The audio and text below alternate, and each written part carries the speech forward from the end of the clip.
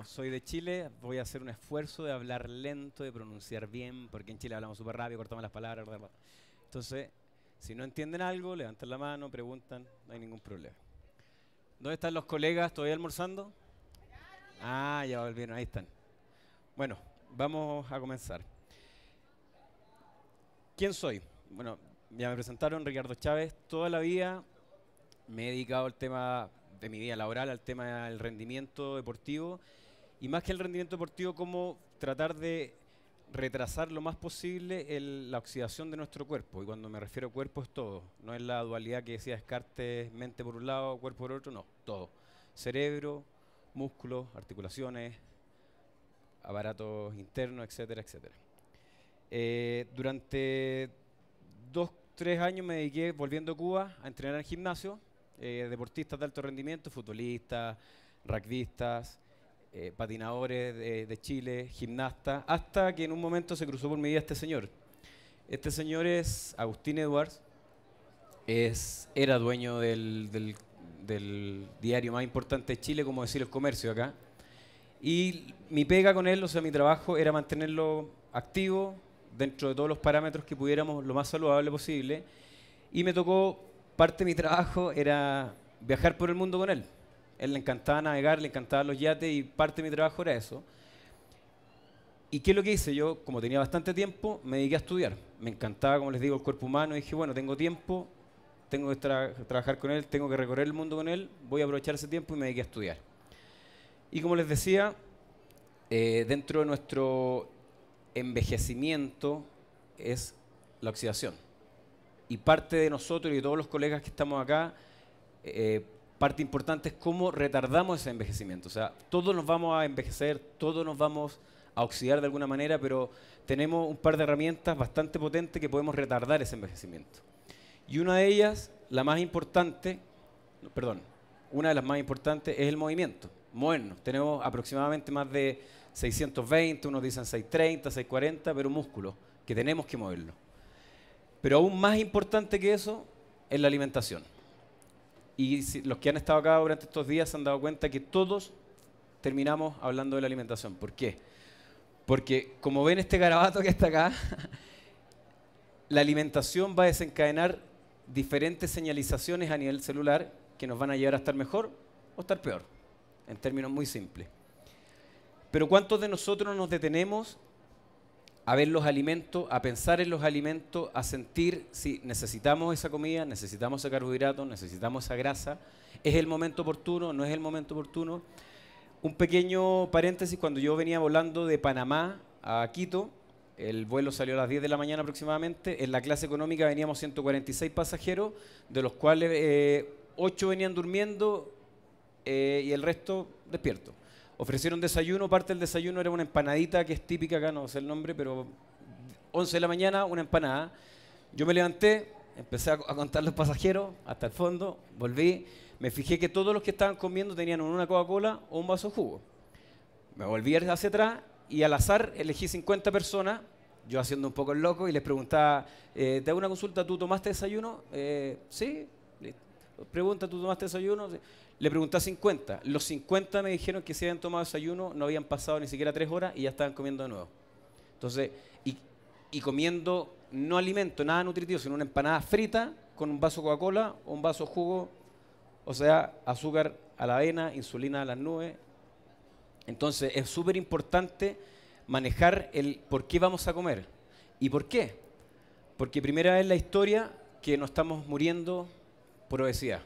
O sea, primera vez en nuestra línea evolutiva que la obesidad está siendo más preocupante que la hambruna. ¿Cómo llegamos a esto? Cuando nosotros evolucionamos, aproximadamente hace 7 millones de años atrás, nuestra alimentación era más que nada algunas raíces, semillas, algo de carroña.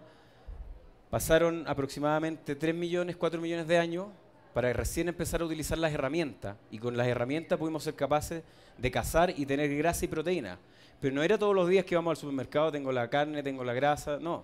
En el fondo teníamos que desplazarnos, teníamos que pillar al animal, teníamos que matar ese animal, comerlo, y en ese momento comíamos hasta que estábamos saciados, después venían periodos de ayuno y así sucesivamente. recién, hace 10, ahí dice 10K, pero son 10 millones, o sea, miles.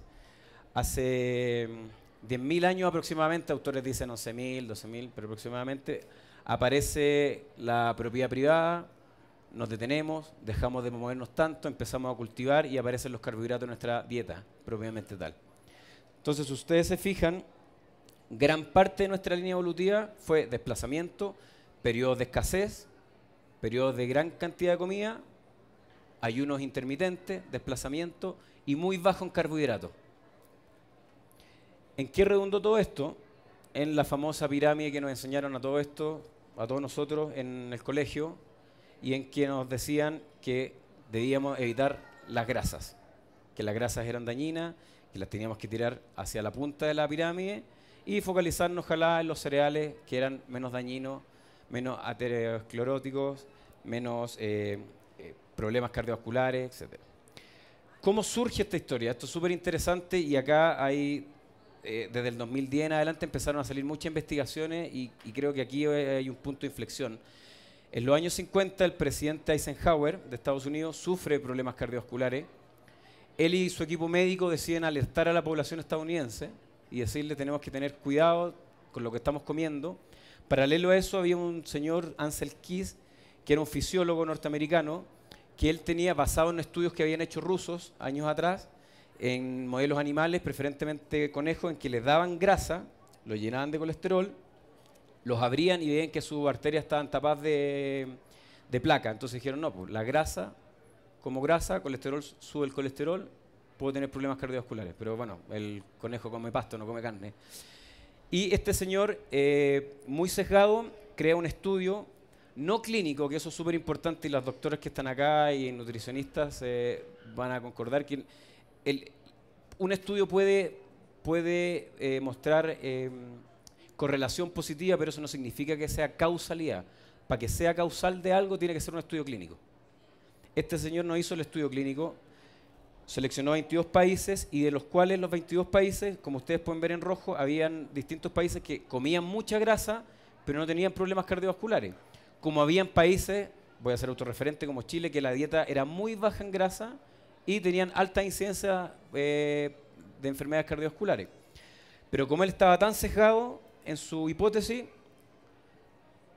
seleccionó los países que le proporcionaban una correlación positiva. Y este es el estudio principal en que se basa la famosa pirámide, en que nos dijeron la grasa es mala, los carbos son los buenos, olvídate de la grasa saturada, son veneno. Esto sumado, y esto es fantástico, a mí aquí me entra como que me dan ganas de pescar a Coca-Cola, Nestlé y estrangularlo, porque la industria del azúcar, Kellogg's, Nestlé, Coca-Cola, etcétera, etcétera, etcétera, todo lo que ven acá, todos estos señores, Robbins, Cinnabon, todas estas cositas, le pagaron a científicos de la Universidad de Harvard, ahí lo pueden ir leyendo, está el estudio, estaba publicado en la revista JAMA, le pagaron para decir que el azúcar era la buena, inocua, y que las grasas eran dañinas. En esa época, en los años 60, 70, no había que decir si tenían conflictos de interés, publicaban solamente. ¿Cómo supimos esto? Estos dos señores, perdón, Gary Taubes y esta señora, Nina, ellos son periodistas y escritores científicos, y ellos sacaron a la luz pública esto. De hecho, les recomiendo los libros. Gary Taubes tiene uno que se llama, en español, que ¿Cómo engordamos? Calorías buenas, calorías malas. Están en inglés algunos, pero les recomiendo que lo lean o los busquen en internet. Están todo en YouTube, sus conferencias. Bueno, y como les contaba, todo eso se unió, más la presión que ejercieron desde el Senado norteamericano, en que hubo platas para que cuando se iban a dictar las directrices nutricionales, los gallos dijeran, saben que en realidad la grasa es mala, hay que meterle a los cereales. Y se formó la grasofobia. ¿Qué indicaba esto? Que teníamos que comer más o menos 5 o 6 porciones de carbos cereales al día, 3 o 4 porciones de fruta, olvidarnos de las grasas saturadas, que era como habíamos evolucionado, porque cuando peleábamos un animal enterito lo comíamos. Y empezaron con la industria, el desayuno es la comida más importante. tienen que comer. Y tienen que comer cada 2 horas. ¿Y por qué? Porque si ustedes comen cada 2 horas, mi bolsillo se llena más.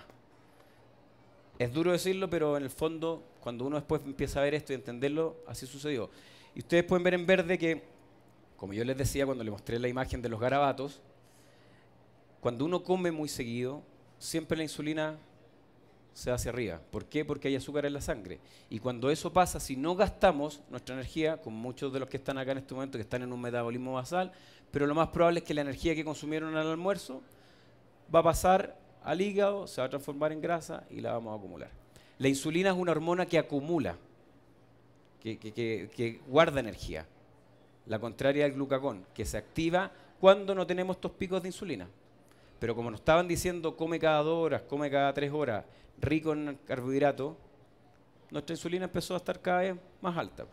Y lo más importante era el desayuno. ¿Y qué nos medían al desayuno? Cereales. Algo que nunca habíamos comido en nuestra línea evolutiva, sino que un poco de miles de años. Cereales, leche y que sea descremada. Paralelo a esto había un señor que se llamaba John Yudkin, no todo era oscurantismo en esa época, era un inglés, era nutricionista. Y el señor empezó a analizar los datos de Ansel Keys y se dio cuenta que había engañado, que no estaban bien diseñados, que habían países que mostraban correlación, otros que no mostraban correlación. Por ejemplo, Suecia, Suiza, consumían gran cantidad de grasa, no tenían ningún problema cardiovascular. Los Inuit del norte de Canadá, las poblaciones de Alaska, más del 85% de su dieta general, grasa, ningún problema cardiovascular. Las poblaciones del Pacífico, las islas del Pacífico, más del 85-90%, grasa de cadena media, el aceite de coco, ácido láurico, ningún problema. Hay unos papers súper interesantes sobre eso, que cuando estas poblaciones se van al continente, bueno, no continente, es una isla, pero a Nueva Zelanda, y empiezan a adoptar las dietas del país, más ricas en carbohidratos, y siguen comiendo la grasa, empiezan a tener problemas, sobrepeso, obesidad, diabetes, etc. Bueno, perdón. Bueno, este señor en esa época trata de alertar, él con unos pocos científicos, pero la comunidad, subvencionada por todos estos patrocinadores, empieza a decir, oye, este tipo no son mentiras, es ciencia ficción. Él es en ese libro que está ahí, que se volvió a hacer, pero estuvo muchos años desaparecido, él ya relacionaba el azúcar, sobrepeso, obesidad, obesidad Alzheimer, obesidad Parkinson, o sea, estamos hablando antes de los 60. Y cambiamos nuestra pirámide alimenticia y como ustedes pueden ver, en los años, no sé si se ve bien ahí, pero entre el 70, 80 empiezan para arriba todos los indicadores de obesidad. Obesidad, problemas cardiovasculares, diabetes. Esto que viene ahora es alarmante. Actualmente tenemos 415 millones de personas con diabetes y se piensa que vamos a tener 642 en el 2040. Si nosotros pensamos que la mayoría, ¿por qué estamos acá? Porque sabemos que vamos a vivir mucho más tiempo.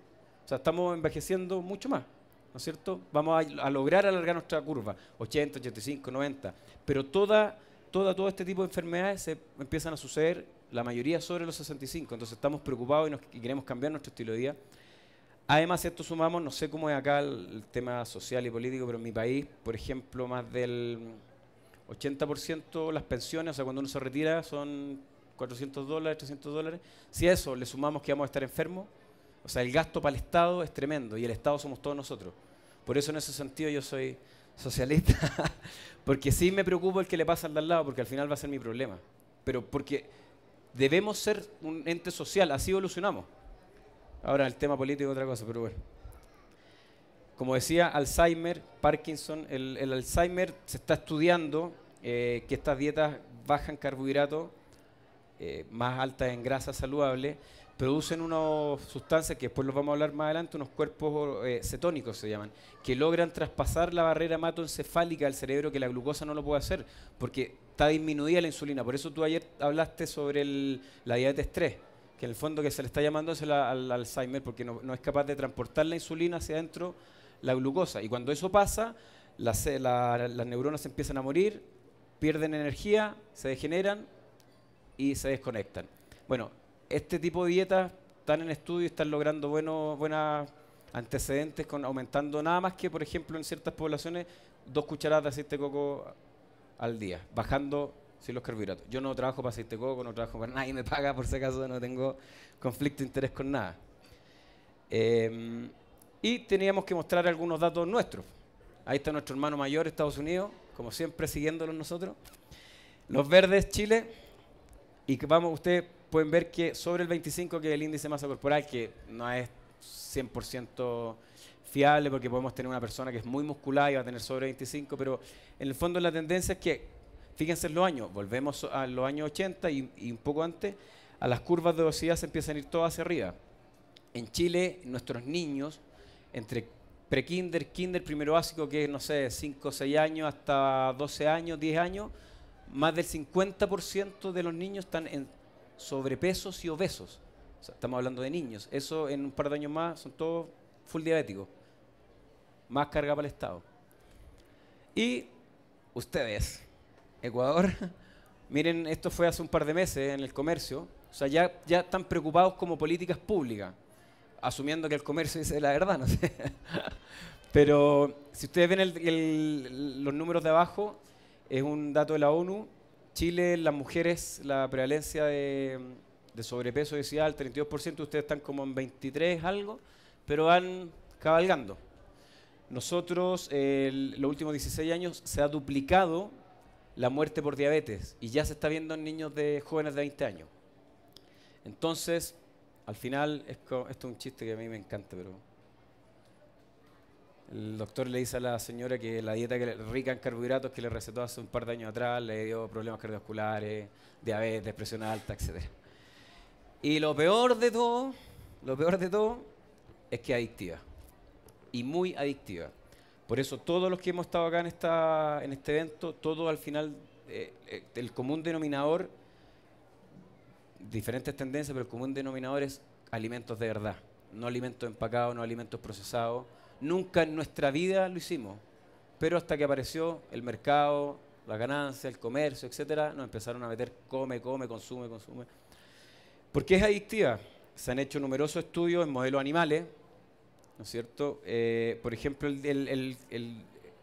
la rayita roja que dice food son galletas Oreo. Esto se hizo por un neurocientífico en la Universidad de Connecticut y pusieron adictas a las ratas, a los ratones. Y cuando le sacaron el estímulo, si ustedes se fijan hacia la derecha, empieza la rayita roja más alta que incluso la cocaína.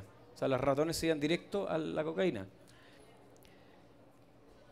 Esta es una psiquiatra neurocientífica, Nora Volkow. Ella es mexicana, nacionalizada estadounidense, y es la number one en este momento en investigación de adicciones, cocaína, alcohol, y ya está en tema de alimentación. Y ella ha revisado estos datos, ella tiene experimentación con este tipo de patrones de obesos y sí llegan a señalar que están adictivos. ¿Por qué? De manera simple, el cerebro tiene una sección que se llama núcleo accumbens, que está muy relacionado con el sentido del premio. Y el alcohol, la cocaína funcionan en ese segmento, y la comida también. Y sobre todo las comidas con azúcar y azúcar mezclado con grasa. Son súper potentes a nivel dopaminérgico. Entonces, tú lo comes, el sentido del premio, quiero más. Y por eso hay unas publicidades, reglas, no me acuerdo qué lo que eran, que no sé si una papa frita o algo que dice imposible comerte solo uno, algo así. Bueno, es adictiva y están todos los trabajos, están comprobados. Entonces no nos queda más que... ¿Por qué, no es cierto? ¿Pero tenemos alternativa? Claro que tenemos alternativa. Volver a comer como comíamos antes. Alimentos de verdad, alimentos lo más limpio posible, no tan procesados, no procesados. Ojalá de las proteínas animales, las grasas animales que vengan de por ejemplo, animales que el de libre pastoreo, que no estén estresados, que no los tengan en un cubículo de 2x2. A las vacas, por ejemplo, que les meten trigo, le meten maíz, le sacan el ternero, lo ponen al lado del ternero. Yo lo he visto, porque yo tengo una prima que es veterinaria en Chile y ha hecho máster en esto y me ha llevado a ver las producciones industriales. Le meten trigo, la inflaman porque no pueden asimilar el grano, les meten antibióticos, les meten hormonas, las engordan en 14, 18 meses versus 36 que puede ser en libre pastoreo. Entonces, ¿qué es lo que buscan? Volvemos a lo mismo, vender al costo de todos nosotros. Yo, personalmente, creo que estos gallos sí saben, y siempre lo supieron. Coca-Cola siempre supo que era adictivo, Nestlé siempre supo que era adictivo, Nestlé siempre supo que el desayuno no era el cereal con la leche bajo en grasa, etcétera, etcétera. Entonces, la dieta cetogénica, ¿qué es lo que busca? En el fondo es aumentar el consumo de grasas saludables, no es papa frita, no es el tocino que venden en el supermercado que puede durar, no sé, un mes empaquetado, pero sí el tocino que lo pueden criar con cerdo de libre crianza. Es más escaso, en Chile es súper escaso, pero nosotros con un grupo de gente ya hemos conseguido las granjas, nos dan ciertas, o sea, nos mandan estos insumos, los huevos de gallinas libres, felices. ¿Y qué buscamos con la dieta cetogénica? En el fondo, bajar la glucosa, bajar la insulina, ¿cierto? Aumentar la producción de energía desde la grasa, o sea, enseñarle a nuestro cuerpo, a nuestro organismo, a producir energía de la descomposición de grasa, que tenemos miles y miles y miles de calorías. Cualquiera de nosotros, aunque seamos flacos, esbeltos, buenos mozos, como me dice mi mamá, no sé si será verdad, pero tenemos más de 40.000 calorías en grasa almacenada, pero estamos acostumbrados a utilizar energía desde los carbohidratos. ¿Cómo parte la dieta cetogénica? En los años 20, en la clínica Mayo, en Estados Unidos, este señor ya había revisado trabajos de franceses que estaban en 1905, 1910, que los tipos de la epilepsia refractaria, es decir, con antecedentes de 2, 3 ataques semanales, que los medicamentos no les producían ningún efecto, los tipos bajaban la glucosa. ¿Cómo lo bajaban? Haciendo ayuno. Tomaban 3, 4 días, los metían al hospital, les daban, los mantenían hidratados, 3 días de ayuno, y se daban cuenta que empezaba a bajar los índices de glucosa, la insulina también se mantenían abajo, empezaban a secretar más grasa y estos cuerpos cetónicos. Y los tipos empezaban de a poco a alejarse de los ataques epilépticos. Pero, como todo, en los años 40 más o menos empieza la producción de remedios, se para la investigación en esto, no del todo, pero se para, y empiezan las farmacéuticas, los laboratorios a vender remedios para la epilepsia. Pero en los años 90 hay un niño de nombre Charlie en Estados Unidos que los papás, él tenía epilepsia refractaria y los medicamentos no le hacían nada. Se cruzan con la dieta cetogénica, se meten al Johns Hopkins Hospital en Estados Unidos y ellos ya tenían investigaciones, lo habían vuelto a hacer, y este niño en 3 meses se le acaban los ataques epilépticos, como solamente manejando las proporciones de carbohidratos que ingería, producción de grasa como energía y la producción de estos cuerpos cetónicos. Ahora, en epilepsia, cuando los meten y le hacen ayuno, los ponen en 3, 4 días, lo están viendo todo el rato, les dan electrolitos, etc. Están súper bien monitoreados. No es que ya voy a dejar de comer y se me baja, no, súper bien monitoreado. Esto es solo una muestra. Este es un estudio que salió este año, lo publicó The Lancet, y se hizo un seguimiento por casi 8 años a más de 135.000 personas que consumieron una dieta muy baja en grasa, norteamericanos y ciertos países de Europa, y llegaron, según los estudios, que la gente que consumía menos grasas saludables tenía más posibilidad de producir enfermedades y enfermedades cardiovasculares. Entonces, en el fondo, lo que nos dijeron toda la vida, o sea, nuestra vida, de que teníamos que comer alto en carbohidratos, olvidarnos de la grasa, parece que no es así. Esto es una manera muy, muy simple. ¿Qué pasa cuando comemos? ¿No es cierto? Sube la insulina, lo que yo les conté antes, sube la glucosa, se dispara la insulina pesca esa glucosa, la lleva a la célula. Si no consumimos toda esa energía, hígado, lipogénesis de novo, que es el nombre, en el fondo forma grasa desde carbohidratos y lo almacenamos. Nuestras células adiposas empiezan a crecer, como empiezan a crecer sentimos más hambre y se transforma en un círculo vicioso. Es más complejo, pero el efecto contrario, en ayuno o simulando el ayuno, que es con las dietas cetogénicas, no tenemos la cascada, no hay glucosa o muy mínima, no se activa insulina, se activa glucagón. El glucagón, junto con otras enzimas, empieza a cortar los triglicéridos, que es la forma que almacenamos grasa en nuestro cuerpo. Perdón por los términos, pero glicerol, ácido graso, el glicerol que viene de la grasa puede producir azúcar y los ácidos grasos se unen a una proteína, viajan por el torrente y se ocupa como energía. Esto es lo mismo, ¿no es cierto? Las dos formas tradicionales, la keto, que es desde grasa, y desde carbo, sea, eso es lo importante que tenemos que entender, que más que las calorías son la estimulación hormonal que provoca lo que estamos comiendo, lo que estamos tomando. Eso es fundamental. ¿Por qué? Porque si se fijan acá, tenemos aproximadamente también entre 2.000, 2.500, 2.300 kilocalorías acumuladas en forma de glucógeno en el cuerpo. O sea, yo puedo venir y me como 5.000 calorías de espagueti, mi cuerpo no va a ser capaz de almacenar, perdón, de producir toda la energía desde ahí y la va a acumular como glucógeno en el hígado o en el músculo. Pero ya cuando tengo los 2.500 calorías en forma de glucógeno almacenada, hígado, lipogénesis de nuevo, grasa, y esa es la grasa que realmente aumenta los triglicéridos y que se relaciona mucho más con enfermedades cardiovasculares. Entonces, nosotros, ¿qué es lo que tratamos de hacer con nuestros, voy a ser un poco referente ahora con nuestros alumnos, nuestros deportistas, gente que realmente se acerca por obesidad? Tratamos de aprender, y no nosotros, o sea, no investigamos en el laboratorio, pero sí investigamos lo que hace la gente afuera. Tratamos de que el cuerpo sea mucho más óptimo en utilizar la grasa, porque tenemos, fíjense la cantidad de calorías, o sea, no necesitamos comer para producir energía. Esta es una analogía, fíjense en el camión, andamos en el camión y se nos acaba el combustible, pero tenemos mucho combustible atrás, pero no somos capaces de usarlo porque no sabemos usarlo. Ese camión no sabe cómo sacar la energía desde la parte trasera. Para eso, esto es lo que se logra con los ayunos intermitentes y con la dieta baja en carbohidratos. Si se fijan en la línea roja, a medida que van pasando los días, va disminuyendo. Y a medida que va disminuyendo el glucógeno que tenemos en el cuerpo, cuando hablo de glucógeno piensen en pan, pasta, la descomposición.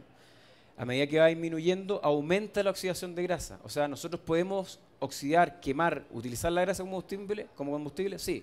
¿Cómo lo hacemos más eficiente y más rápido? Bajando el carbohidrato.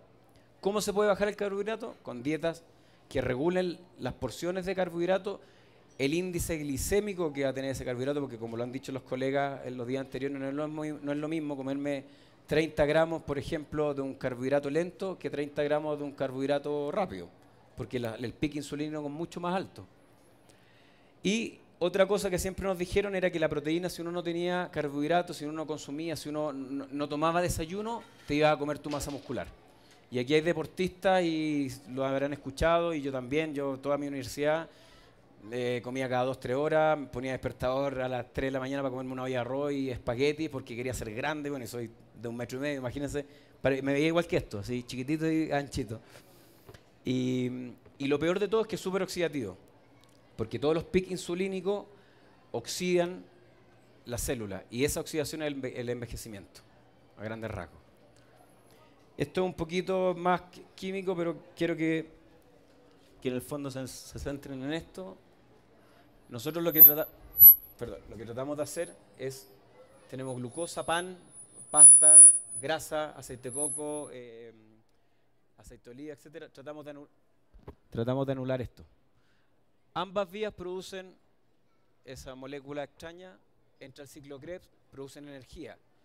Pero desde la grasa anulamos esta vía, igual producimos energía, pero producimos los cuerpos cetónicos. Beta, hidroxibutirato, acetato, acetona. Entonces lo que tratamos de buscar por medio de la manipulación de los porcentajes de los macronutrientes es activar esa vía, no esta.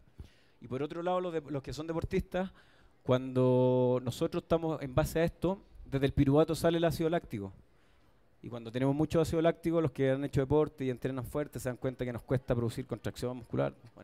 Bueno, se han hecho mediciones en que cuando anulamos esta vía, la producción de ácido láctico, que igual siempre está, disminuye mucho más.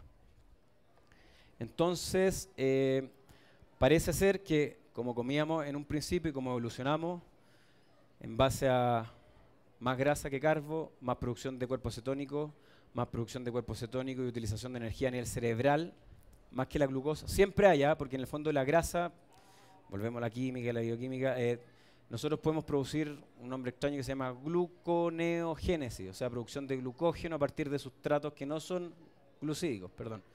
Por ejemplo, de la grasa. ¿Se acuerdan que yo dije que acumulamos grasa en forma de triglicéridos? 3 ácidos grasos, un glicerol. Bueno, el glicerol sale y puede formar azúcar que también va a ser utilizada por el cerebro. ¿Qué es lo que buscamos? Como decíamos ahí, en el fondo queremos aumentar la producción de energía desde la grasa, es una energía mucho más limpia. Se está estudiando, y esto es un tema alucinante, de hecho el año pasado hay un japonés que ganó el premio Nobel por un tema que se llama autofagia. La autofagia parece ser que nuestros organismos, cuando sensan la falta de combustible, de energía, se empiezan a eliminar, a autocomer, ¿no es cierto? Pero el organismo es tan sabio que empieza a eliminar las células que están dañadas. Por eso este tema de los ayunos intermitentes, por ejemplo, se está usando en cáncer, en ciertos cánceres, en Alzheimer también hay estudios, en Parkinson se están dando cuenta que en el fondo que el mismo cuerpo cuando sensa la falta de energía empieza a eliminar las células que están dañadas. Es menos oxidativo y si pensamos en calorías, 1 gramo de grasa son 9 kilocalorías versus 1 gramo de carbo son 4. Entonces, si yo tengo la posibilidad de aprender a ocupar todas esas miles y miles de calorías que tengo acumuladas en forma de grasa, y puedo ser mucho más eficiente. Y vamos a tener, los deportistas lo saben, el golpe a la pared que se llama, que en el fondo la María Luz, por ejemplo, que es triatleta, ella, te voy a tomar de ejemplo, pero los triatletas en general y todos nosotros tenemos deportistas que los hemos inducido a cetosis. Al principio les cuesta porque en el fondo su organismo está preparado, funciona el carbohidrato y funciona el descueve. El descueve, esa palabra es chilena, ¿verdad? Funciona súper bien. Pero dependen de estar comiendo a cada rato. Porque en el fondo, como decíamos, el glucógeno tenemos un estanque súper pequeño para buscar la energía desde esa vía. Y muchas veces viene el golpe a la pared. Si tratamos de ser más eficientes y los ceto adaptamos, porque tiene que haber una adaptación, no es lo mismo de un día estar comiendo 60-65% rico en carbohidratos que al otro día decir vamos a cambiar, vamos a comer 70-75 grasa y el resto carbo, preferentemente carbohidrato con fibra. Todos los verdes, o sea, si se quieren comer estos árboles, cómanselos enteros. Algunas frutas, ¿por qué algunas frutas? Porque hay unas que producen mucho más alto el pico insulínico y ojalá siempre las frutas que nos aporten. Nosotros generalmente tratamos de que sean frutos rojos. Arándano, no sé si sea frutilla, frambuesa. Voy a mostrar algunos ejemplos. Este señor y el entrenador de él resultó ser el mismo entrenador de la María Luz. Este señor es Sami Ankinen, es un triatleta amateur, un buen triatleta, tiene varias carreras que ha ganado. Él era un deportista de alto rendimiento y llegó a ser prediabético por las cargas de carbohidrato que le daban. Comía aproximadamente entre 8 y 9 gramos por kilo de peso, aproximadamente más de 600 gramos de carbohidrato al día. Todo el rato la insulina por las nubes, el gallo se puso prediabético. Se cruzó después se los voy a nombrar ahí para que si les interesa, para que los busquen a estos investigadores, con dos tipos gringos que se llama Jeff Bolek y Steve Finney, que son los que más han investigado, llevan más de 30 años investigando en cetosis con deportistas, sobre todo deportes de largo aliento. Ahora se están haciendo investigaciones en trabajos más anaeróbicos, por ejemplo, se está haciendo en fútbol, se están haciendo en gimnasta, en levantadores de peso. Bueno, este señor durante 45 días, cuando los cetos adaptaron, dijo esta cuestión es maravillosa, yo voy a hacer una fundación, creo una fundación para diabéticos, y cruzó nadando remando desde 45 días, desde Hawái a San Francisco, sin parar, con su señora. 18 horas diarias, chao Ciela, beso. 18 horas diarias, de las cuales 12 remaban juntos y 6 descansaban. 80% de su dieta era grasa. ¿Qué grasa? Macadamia, aceite de oliva, aceite de coco, crema de coco, y nosotros le decimos charqui, no sé cómo le dicen a la carne que es con carne seca, ¿sí? Carne seca, aguacate, semillas, y el resto lo dividían entre proteínas, que también tenía la carne seca, y carbohidratos. Pero carbohidratos preferentemente los que yo le nombré, y uno que otro vegetal. Así cruzaron. Ahí cuando llegó, le midieron marcadores oxidativos, proteína C reactiva, le midieron, bueno, antes de eso me faltó, perdón, a estos tipos chequeados 100%. O sea, es un equipo multidisciplinario. No es que, oye, Sami, ¿queréis cruzar? Vamos a hacer, yo te voy a hacer la cetosis. No, por lo menos, y eso también es súper interesante, y lo que me ha gustado acá de todos, que todos abiertos, en el fondo, a trabajar con equipos multidisciplinarios, que así debiera ser. O sea, no es que viene aquí el pollo y se la sabe todo, a Juanito Pérez, no. En el fondo, cada uno, pastelero sus pasteles. Este otro ejemplo, un sudafricano, Otto Tanning, cardiólogo, él recetaba a sus pacientes que se olvidaran de la grasa, que la grasa era dañina, que se podían morir de ataque al corazón. Él cruzó el Canal de la Mancha con 73 años, siempre fue nadador, deportista, en casi 13 horas. Aquí un poquito de números, todo, pero más o menos para explicarle. A él los cetoadaptaron, en el fondo le enseñaron a su organismo a ser más eficiente en la producción de grasa. Y como si usted se ve en el gráfico, en el celeste, en el de la derecha, fueron capaces de producir más energía de la grasa cuando más cetoadaptados estaban. Porque hay trabajos que lo han tomado ciclistas y los cetoadaptan en una semana y los tratan de rendir y los tipos no rinden porque en el fondo todavía su cuerpo no está 100% adaptado para producir energías de la grasa. Ahí están las proporciones que usaron, o sea, él los primeros meses él pesaba 107 kilos y llegó a cruzar con 95, 96 kilos creo. Los primeros meses le bajaron menos de 50 gramos de carbo diario, de verdura, de ciertas frutas, semillas. No comía más que eso. Después, un par de meses antes de hacer la carrera, le subieron los carbohidratos a 100 gramos, de lo mismo, de bajo índice glicémico, y el tipo logró cruzar en casi 13 horas. Ahí ven lo que hizo durante la carrera. Lo alimentaban cada 3 horas, consumió casi 5.000 y algo de kilocalorías, en base a cremas de coco, un poquito de maltodextrina, que es un carbo, de rápido índice glicémico, y el tipo no tuvo ningún problema, terminó de nadar, llegó bien, fantástico. Bajó en todo el proceso 9 kilos, creo que algo así como 9 kilos. Ahí está la molécula calórica que hicieron, en los porcentajes que utilizaron. O sea, si ustedes se dan cuenta, no es cero carbohidrato, siempre hay carbohidrato. Pero tratan de buscar siempre los de índice glicémico bajo, que mantengan la glucosa baja, que mantengan la insulina baja, para estirar toda la vía de descomposición de la grasa. Y en Chile también tenemos algunos casos. Esta gente trabaja con nosotros. Jorge es una persona que cuando llegó con nosotros tenía 147 de glucosa en ayuna. Pesaba 127 kilos y en 9 meses, a mí me gusta hablarlo figurativo, pero no es tan así, pero comiendo grasa, toda esta gente, y bajando los carbos como nos dijeron que lo hiciéramos, bajó casi 26, 27 kilos. Esa foto estaba con 90, ahora ya está en 86. Glucosas en ayuna se mueve entre 83, 85, a veces 90, pero en eso anda. Mucho ayuno intermitente. Cuando nosotros hablamos de ayuno intermitente son ventanas. Compadre, esta semana yo quiero que comamos dentro del marco regulatorio que tenemos entre las 11 de la mañana y las 7 de la tarde. ¿Podéis hacerlo? No, sabes, pollo, que no puedo, tengo que comer a las 9. Listo, come a las 9, pero el otro día comemos a la 1. Perfecto, perfecto. Y vamos haciendo días sí, días no. A veces hay unos de grasa que solamente, por ejemplo, media palta, té, lo que quieran, té verde, café, no hay ningún problema, siempre que sea de grano, que no sea estos de máquina. Perdón, este otro señor bajó 30 kilos también en un año. Este es una persona que es un australiano que llegó a vivir a Chile. Aquí voy a mostrar algo más de gente de rendimiento. La foto que sale una niña ahí, ella es una brasileña, Natalia, que hace 2 meses salió elegido el mejor cuerpo del Fashion Week en Brasil, en Sao Paulo. Come más del 80% pura grasa. Al lado Karim, lo mismo, si ustedes se fijan el porcentaje, 7.2 creo que, sí, 7.6. También, él es amigo mío, él es de Santiago, él sabe entrenar, pero le llevamos todo el tema nutricional, 7% y come lo mismo. Hay veces, ya llega un momento que cuando estamos más adaptados nos tenemos que obligar a comer, como cuando conversaba ayer con... Bueno, no nos da hambre, entonces tenemos que comer más porque necesitamos nutrientes, necesitamos fibra. Carlos Cardemil, un colega, preparador físico, ciclista, también cetogénico. Seo Yarzábal, ese día él llevaba 24 horas sin comer nada. Tenía un café, una cucharada de aceite de coco y casi 1,5 litros de puro té verde. Magnesio, harto magnesio, porque cuando no comemos carbo eliminamos mucho líquido, hay un desbalance de electrolitos.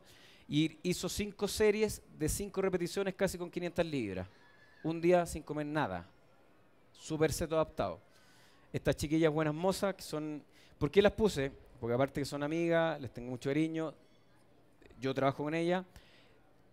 Ellas nunca están en cetosis, o sea, entran, salen, porque como decía Alex, ante todo estamos con gente, estamos con individuos, con personas. Entonces aquí no es que voy a lograr rendimiento, es que la teoría dice que oye, me quiero comer un pan, cómetelo. Un pan no te va a matar. Tratamos de que la inducción, de que entiendan el proceso, pero son libres, o sea, no es que no puedes comer, claro que puedes comer, pero principalmente siempre cuando hacen eso se sienten mal. Y como se sienten mal, vuelven a la adaptación anterior. Se fijan los cuerpos que tienen y no entrenan tan 2 veces a la semana, 3 veces a la semana, súper intenso. Ayer Michelle hablaba sobre el HIIT. Para los que están interesados, el doctor Givala, que es el que más ha investigado en esto, el HIIT lo que genera es que en un poco tiempo es tanto la intensidad que genera una cascada a nivel celular que activa ciertas proteínas, que lo que hace que se genera más biogénesis mitocondrial. O sea, creamos más estanques donde meter energía. Entonces, frente a un estímulo de 15, 20 minutos intensos, logramos quizás lo mismo que una hora y media. Entonces, mucho más efectivo. Generalmente ya entrenan así. Nosotros las entrenamos 15 minutos, 20 minutos, pero full. No más que eso. Y ahora voy a ser autorreferente y como me cuesta tanto, voy a hablar de mí. Esta foto, ¿por qué la pongo? Pues esto fue hace 2 años y si ustedes se fijan en la foto de la derecha, estoy un poquito más gordito. ¿Y por qué? Yo me casé con la Ernie, que estoy muy feliz, pero yo hay algo que no entiendo y las mujeres, ¿por qué no pueden comer ellas si uno y tiene que comer lo mismo? Entonces nos fuimos de luna de miel, fuimos a Italia y yo llevaba 2 días feliz de mi vida, como siempre he sido, yo llevo más o menos 6, 7 años en este tema, o sea, comiendo muy bajo en carbohidrato, alto en grasa. Y me dice, no, pollo, tenéis que comer, con un par de garabatos, el huevón lo usamos para tomar. No, pues huevón, tenéis que comer, y como luna de miel, yo creo que comáis pizza, creo que comáis tallarines, que puta mierda, pero si yo no como eso, tú me conociste así, no, es que tenéis que comer. Y el amor lo hace todo, el amor es más fuerte. Así que comí. Pero ¿qué pasó? Me sentí pésimo, y eso fueron 25 días. Ahora, como yo soy bien y me gusta experimentar con mi cuerpo, y eso es súper importante, que cada uno tengamos la posibilidad de eso, de investigar y de experimentar con nuestro cuerpo. Yo ando para todos lados con mis máquinas midiendo la acetona y midiéndome la glucosa. Entonces, sin que ella supiera, yo la llevé y dije, bueno, voy a comer, voy a aprovechar de hacer un estudio con un nene muy pequeño que era yo, y me puse a comer y diseñé un entrenamiento de alta intensidad que pudiera hacer en todos lados donde íbamos a estar en Italia, que no íbamos a tener gimnasio, algunos lugares sí, otros no, y que pudiera replicar en Santiago. Y me largué a comer. Con la cara llena de risa, apareció un globo. Cuento corto, subí casi 4 kilos, comiendo carbohidratos, bajo en grasa. Llegué a Santiago, ayuno intermitente, comí entre 11 y 7 de la tarde, 75% de mi molécula calórica total aproximadamente de grasa, ayuno intermitente, mi ayuno eran, tomaba 1 o 2 expresos, 2 cucharadas de aceite de coco encima, canela. La canela en pacientes diabéticos se ha comprobado que sensibilizan más la membrana celular, entonces puede entrar el azúcar y producir más energía y mejor o sea, más sensible la célula. Y bajé de peso, comí mucha grasa y bajé de peso y me marqué como estoy. Y ese soy yo ¿se está moviendo el video, no? Ah, ya. Eso fue hace un mes en Miami, nos fuimos con la Bernie y llevaba 19 horas de ayuno y me puse a entrenar y paré de entrenar porque tenía que ir a donde la Bernie a tomar desayuno, si no me iban a retar. Ya saben quién manda. Y a lo que quiero llegar es que en el fondo sin energía, supuestamente, estaba entrenando y llevaba 35 minutos. A mí me gusta entrenar mucho con mi propio cuerpo, entonces saltos, piques, en el fondo siempre en base al HIIT. Como les decían antes, nosotros tratamos de ser un equipo multidisciplinario. Ellas son amigas, es una nutricionista y una doctora en Chile, que trabajan bajo este método, bajo la cetosis. O más que cetosis, perdón, low carb, bajo en carbohidratos. Porque estar en cetosis es súper complicado, pero sí estar en bajo carbohidratos. Y lo que hacemos es que cuando de repente me contacta gente a mí, siempre, compadre, yo estudio, me encanta todo, pero vaya a hacerse exámenes. Nosotros tratamos de estudiar lo suficiente como para más o menos saber qué indicaciones dar, pero ahí nos vamos con la nutricionista y con la doctora, vamos viendo la gente que nos va llegando. ¿Cómo se ve esta comida y cómo comemos? Eso. Tratamos de que, como les digo, que siempre sean proteínas limpias, lo más limpia posible. Alta grasa, proteína adecuada, bajo en carbohidratos de hojas verdes, ¿no es cierto? Semillas, quesos tenemos, verduras, jamones, pollos, carnes, pescado, etc. Y postres, lógico, a todo el mundo le gustan los postres. Cremas de coco, ojalá tratar de hacerlo lo menos procesado posible. Almendras, ustedes tienen un cacao que es maravilloso, postres de cacao 100%, con bitter 85, slice de coco. Y esta fue una frase que vi ahí de un doctor que me encanta, que en el fondo, o sea, nosotros si no comemos proteína, aminoácidos, si no comemos grasa, ácidos grasos esenciales, no podemos vivir. Pero no hay ningún carbohidrato esencial, no estoy hablando de fibra, sino que estoy, o sea, me sacan el arroz, me sacan la pasta, puedo vivir perfectamente.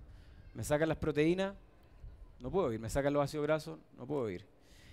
Y esta es dos doctores que vienen en marzo a Chile, los logramos concretar. Estos gallos trabajan en el laboratorio, son gente joven, investiga y son ahí más o menos explica lo que se busca con la cetosis, cómo es una definición de cetosis.